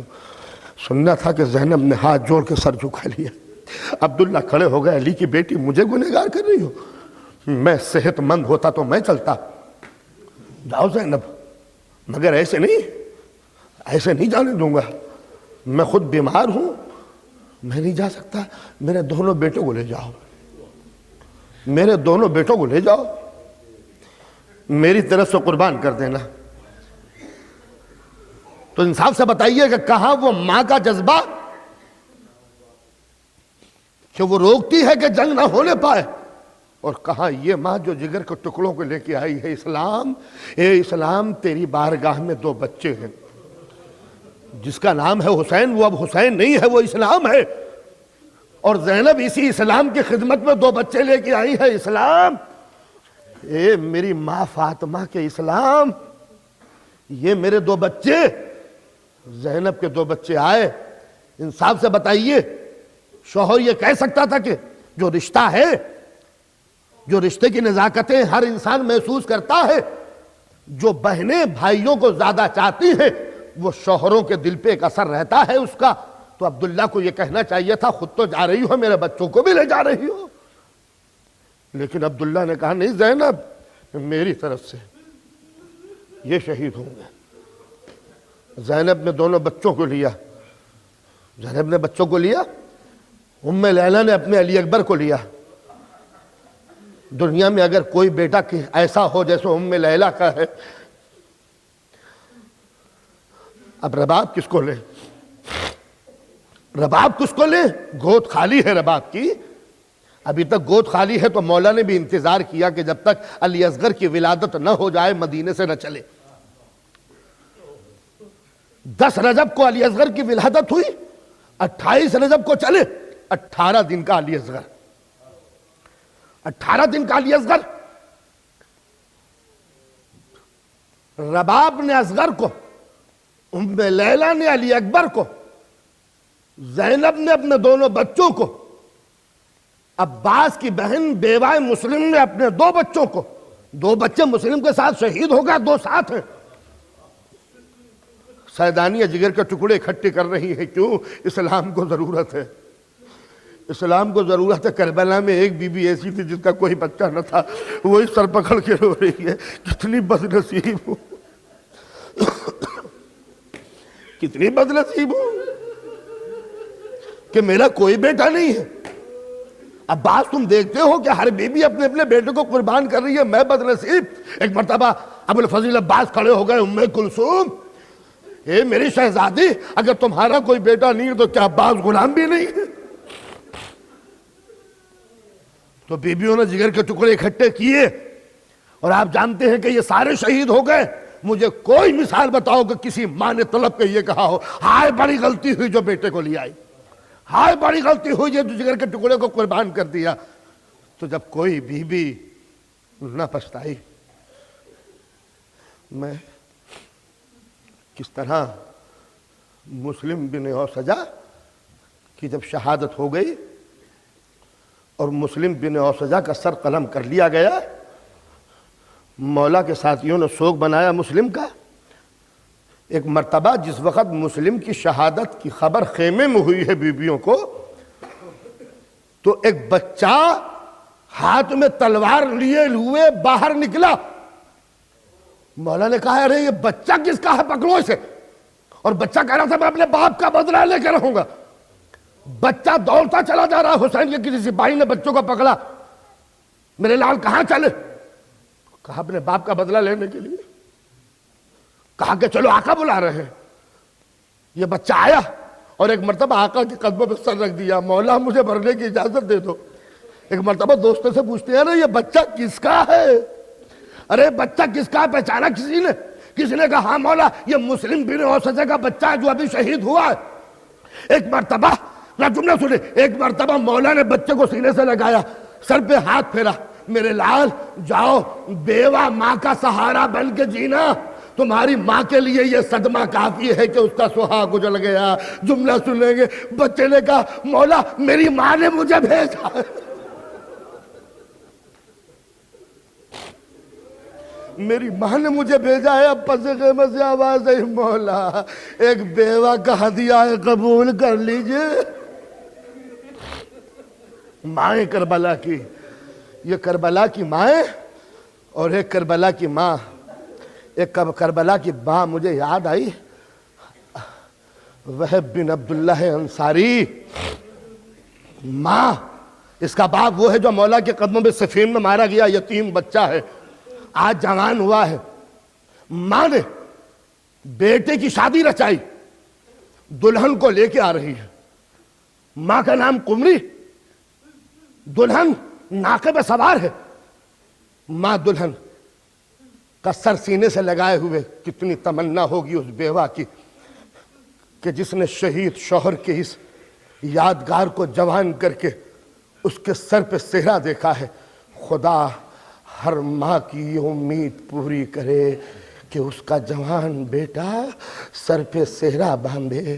قمری کی دلی تمنا پوری ہوئی، بیٹے کے سر پہ صحرا دیکھا، دلہن کو لے کے آئی، سفر کر رہی تھی، ایک مرتبہ آواز دی، بیٹا یہ ہجوم کیسا ہے، یہ لشکر کیسا ہے، یہ کیسے پڑاؤ ہے، معلوم ہوتا ہے کوئی جنگ ہونے والی ہے۔ وہب ذرا جا کے دیکھو کہ یہ جنگ کس سے ہو رہی ہے۔ شادی کو مشکل سے 12 یا 13 دن گزرے ہیں، کربلا کا دولہا نہ کہوں تو کس کو کہوں۔ گیا آیا، ماں یزید کا لشکر۔ کہا یزید کا؟ کس سے جنگ ہو رہی ہے؟ کس سے جنگ ہو رہی ہے؟ میرا دل دھڑک رہا ہے، یزید اور جنگ، بیٹا کس سے؟ کہا کوئی مدینے کا رہنے والا حسین ہے۔ مدینے کا حسین، وہی حسین جس کے باپ کے قدموں پہ تیرے باپ نے سر رکھ کے دم توڑ دیا، میرا شہزادہ حسین، تیرے باپ کا آقا حسین۔ میرے لال رخ پھیر دے، اب ہم کوفہ نہیں جائیں گے، ہم یہی رہیں گے۔ دلہن قمری اپنے بیٹے کو لے کے آئی، دولہا کو، کربلا کے مجاہدوں میں شریک ہو گئی۔ عبداللہ وہب جب لڑنے کے لیے گیا، جنگ کی، شہید ہوا۔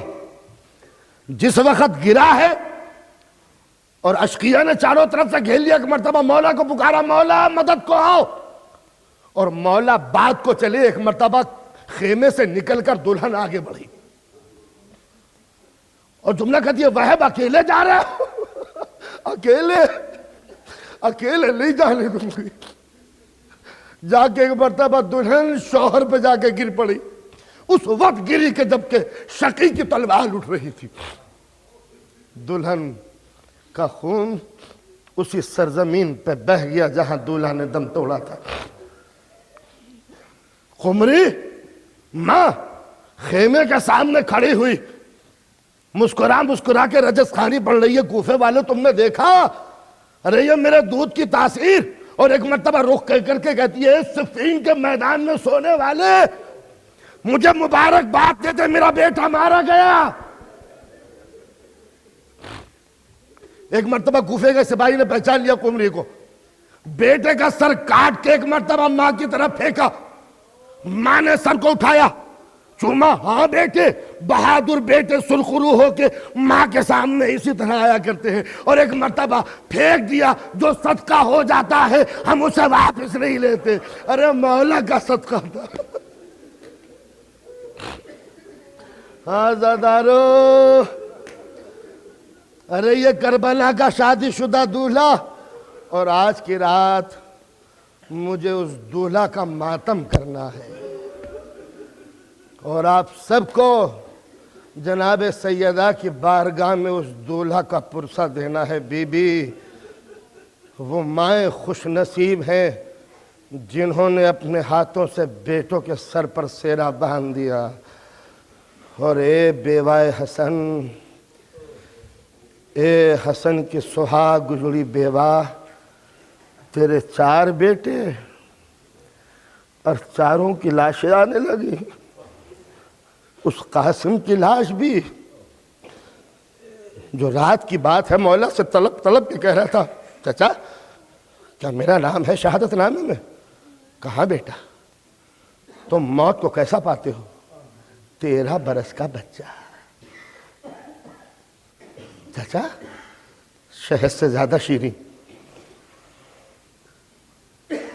کہا بابا چچا میں شہید ہوں گا؟ کہاں بیٹا تم بھی شہید ہوگے اور علی اصغر بھی شہید ہوگا۔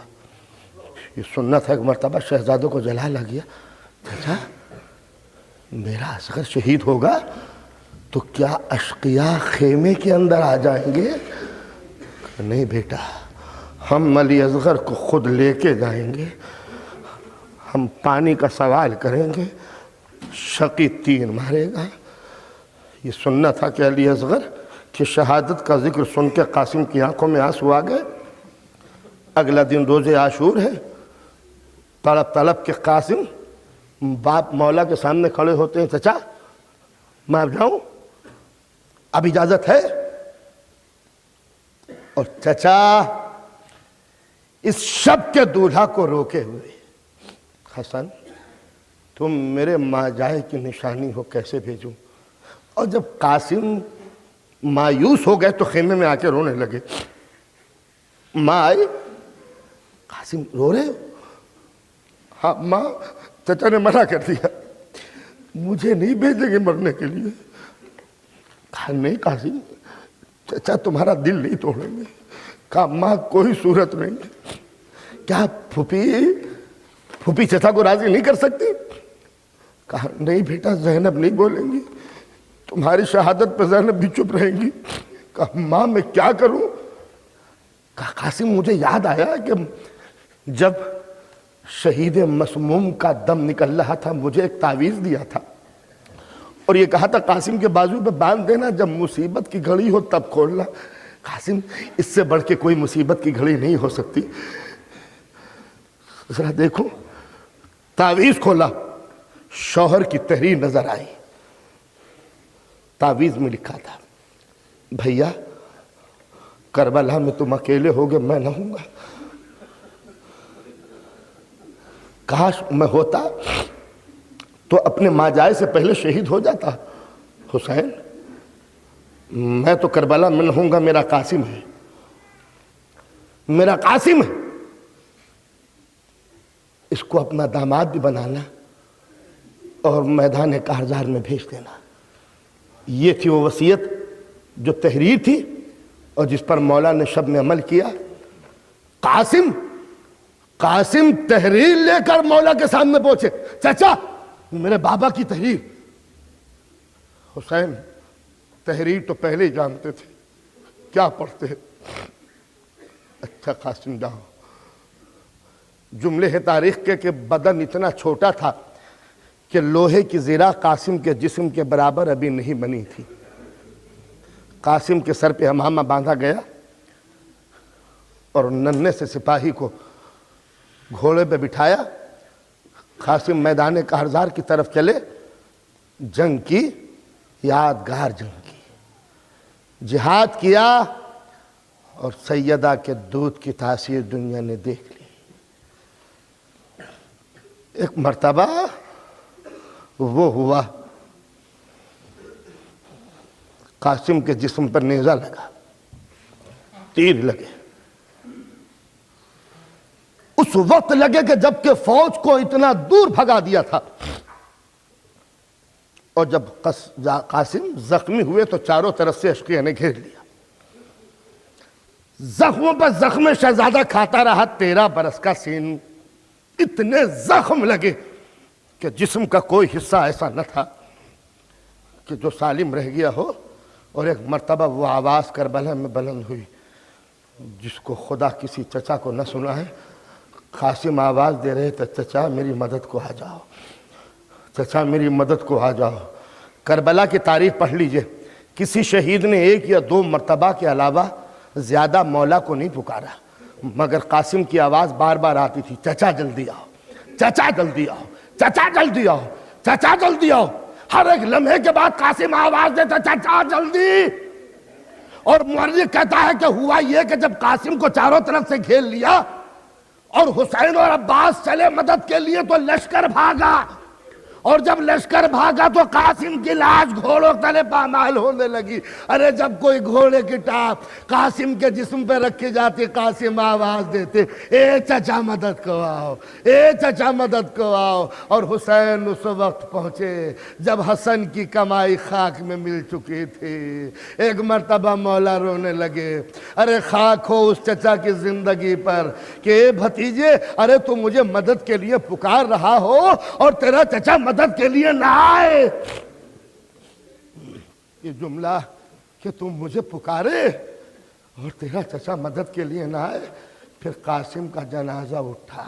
مورخ نے جملہ لکھا کہ جب حسین نے قاسم کو گھوڑے پہ بٹھایا تو ہاتھ سے اٹھا کر قاسم کو گھوڑے پہ بٹھایا، اور اب لکھا ہے کہ اب جو مولا نے قاسم کو اٹھایا تو حسین کے قد سے زیادہ قاسم کا قد تھا، گھوڑوں سے اتنا پامال ہو چکا۔ ارے کس طرح یہ لاشا خیمے میں گیا ہوگا، کبرا شملاج کی مائے ہوئی کونے میں رو رہی ہے، ادھر سیدانیوں نے چاروں طرف سے قاسم کی لاش کو گھیر لیا، اور ایک مرتبہ مادر قاسم کہتی ہے زینب ارے مجھے مبارکباد دو، میرا بیٹا دولہا بن گیا۔ اجرکم اللہ خیر جزا ولعنت اللہ علی الظالمین۔